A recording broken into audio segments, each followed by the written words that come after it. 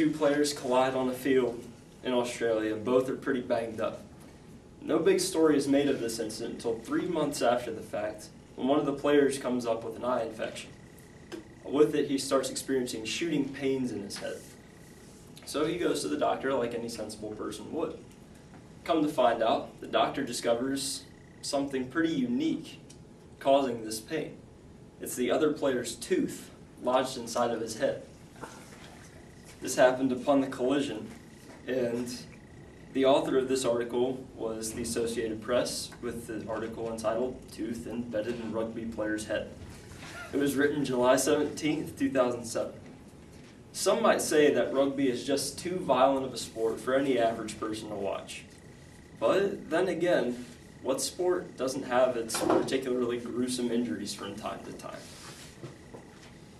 By taking a look at its history, how it's currently played, and its future implications, we can truly appreciate the sport of rugby. Let's begin our explanation of the sport with a brief history lesson. Rugby was supposedly first created at the Rugby School in 1823, by a man named William Webb Ellis, though some dispute this fact that he was actually the creator of rugby. It's still held to that he actually invented the sport. However, some people say that it occurred in medieval times and even before that. However, rugby used to be a very popular sport in England until in 1895 a great split occurred on the basis of amateurism and professionalism. Amateurism is obviously playing for no money, no benefits, just playing. Professionalism by playing for money. The group that sided on the side of professionalism was called the Rugby League. The side that went towards amateurism was Rugby Union. Now that we see where rugby has come from, let's take a look at where it currently is. For the short span of rugby's existence, almost 100 plus years, I want to focus on one aspect of rugby union called rugby sevens.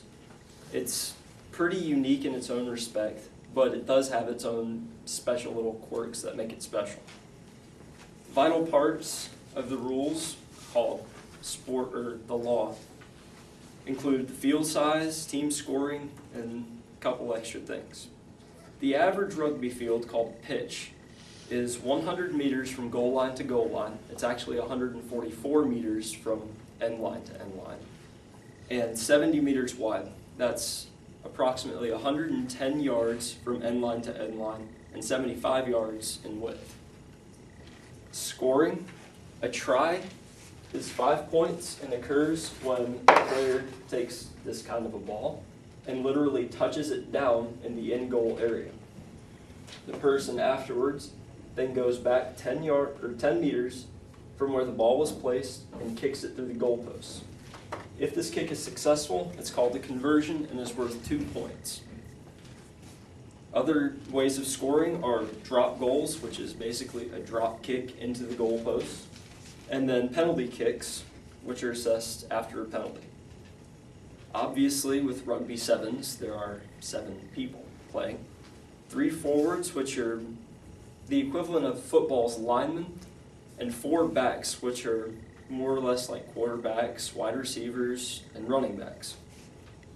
Rules are called laws, and a special, aspect of the sport, one penalty is called a knock-on, where the ball, like this one, is accidentally hit or dropped forward, which results in the change of possession. This can take place in the method of the ever-famous scrum. 6 people are involved in the scrum, 3 from each team. They basically get down like this next to each other. The referee calls set, pause, engage, and they go for the ball. The person in the middle tries to hook the ball with his foot and kick it back to his own player so they can progress down the field to score. After viewing its present condition, let's take a look at what will affect the sport in the future. The international community has, of course, been especially in rugby, has been raving about the aspect that rugby will take place in the 2016 Olympics in Rio de Janeiro. This article was found by Lars Ingebrigtsen and Catherine Steffen, called Rugby in Rio 2016.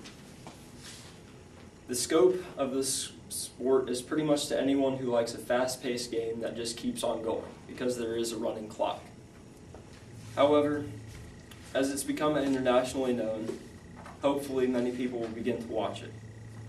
And seeing what rugby truly is through its history, current method of play, and future implications, I hope we've begun to view rugby as an intricate sport and not just a bloody free-for-all. It's more than a blood and guts game, but rough and admirable. Sweeping the world with its relatively made-for-TV appeal, Rugby Sevens is pretty much sweeping the world. So I hope you begin to appreciate the sport as millions worldwide already do.